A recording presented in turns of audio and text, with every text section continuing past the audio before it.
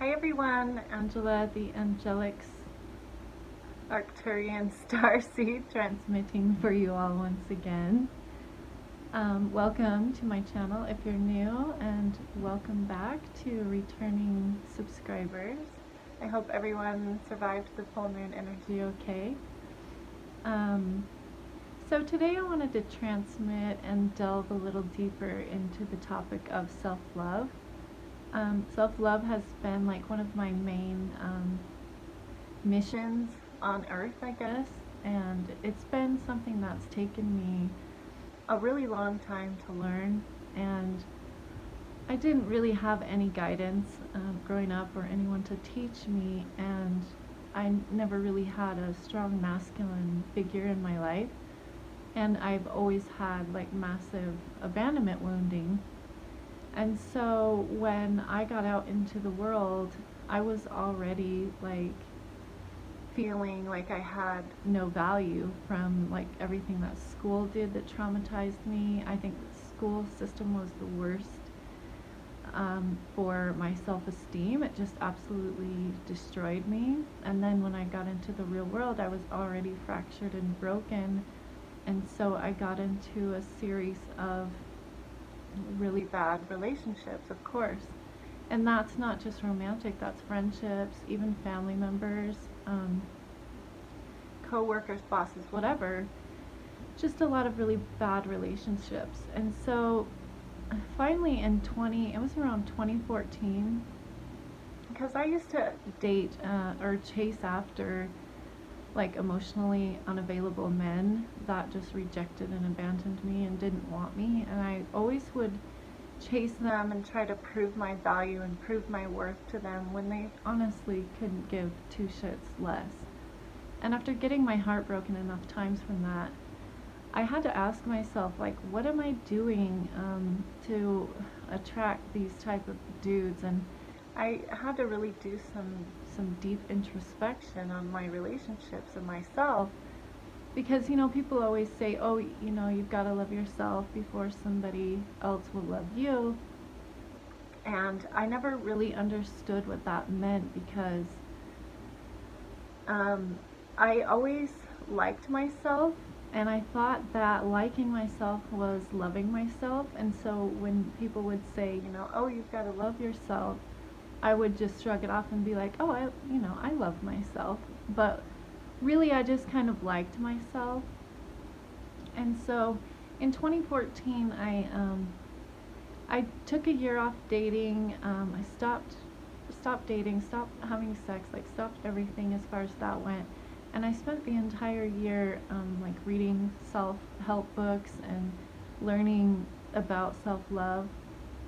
And I thought that I had it figured out, and I went back out into the world, and I was proud of myself and feeling like I knew what was going on, because I had conquered my toxic deed of chasing after unavailable men. I finally had understood why I was doing that and how to stop. And so I thought that I had relationships figured out and I was ready. But then I met the narcissist, so really I had just graduated to a more insidious type of relationship, which really, really challenged me in a lot of ways, and ultimately ended up being the catalyst to my self-love. So if it wasn't for those relationships, I wouldn't have learned, but it was very difficult and painful getting to that point. So what is the difference between self-like and self-love? For me, the way I see it is, if you are tolerating anything or anyone, accepting anything that is not valuing you or not valuing you in the same way that you value you, then you're not loving yourself.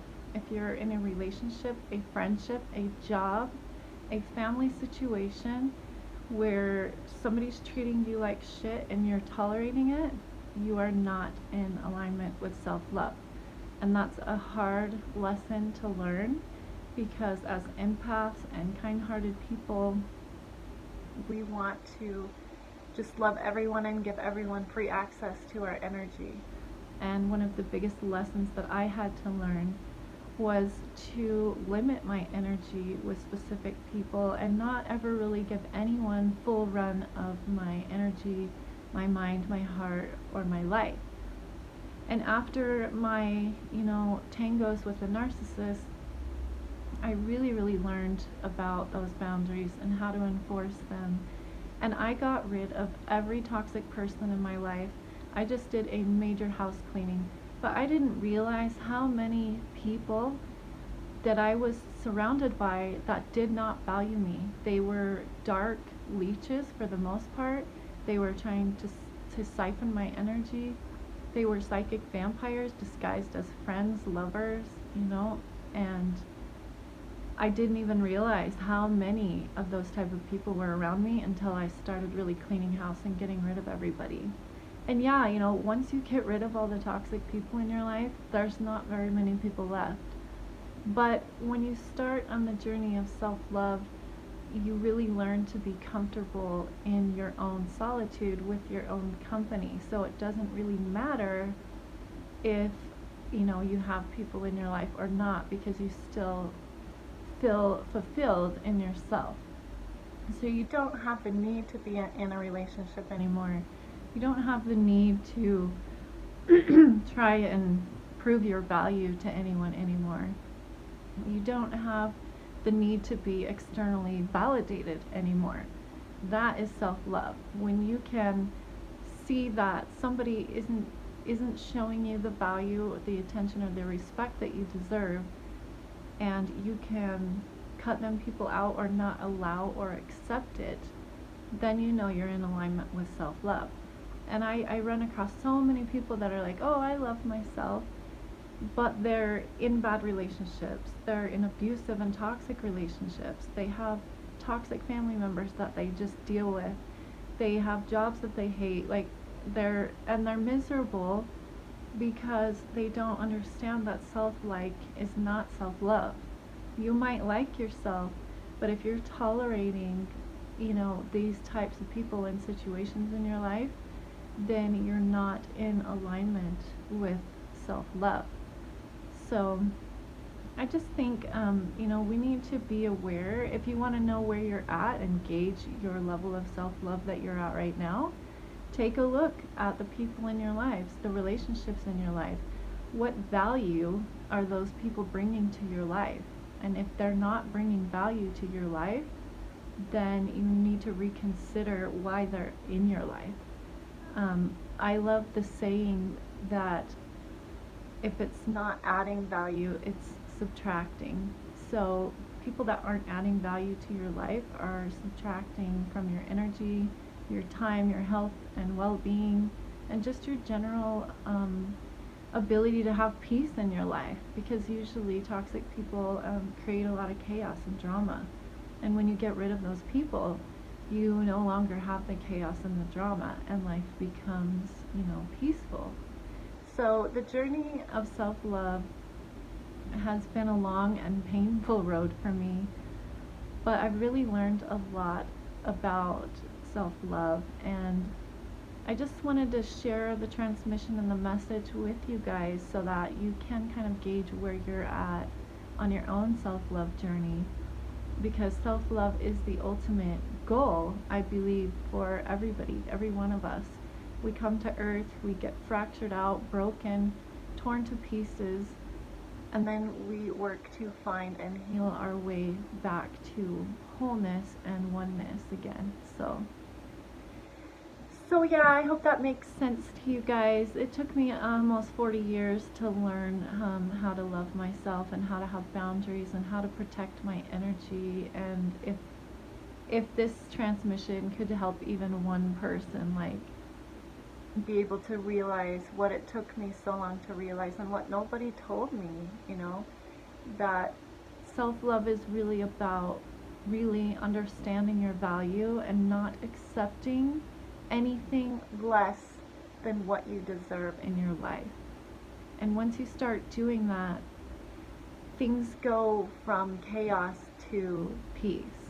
I absolutely guarantee it. Get rid of toxic people, work on loving yourself, get out of that desperate energy of I need a relationship, I gotta prove my worth, I've gotta be better, stronger, richer, faster, whatever. You don't need to do any of that. You're perfect exactly the way you are, and you just need to turn that attention inward and engage yourself and see where you're at, what you need, what do you need to do to find your own happiness, and stop looking externally for it, because you're not going to find it outside of you. I can guarantee you. All you're going to find outside of you is more pain, because it's just going to reflect back to you where you're lacking in your self-love. And once you finally get the self-love, the external world stops reflecting those types of relationships. And if it does, it's more to test you every once in a while to see if you're still on your game. So, yeah, I hope that makes sense to everyone, and I just wanted to pop in and share that with you, and I'll see you guys next time.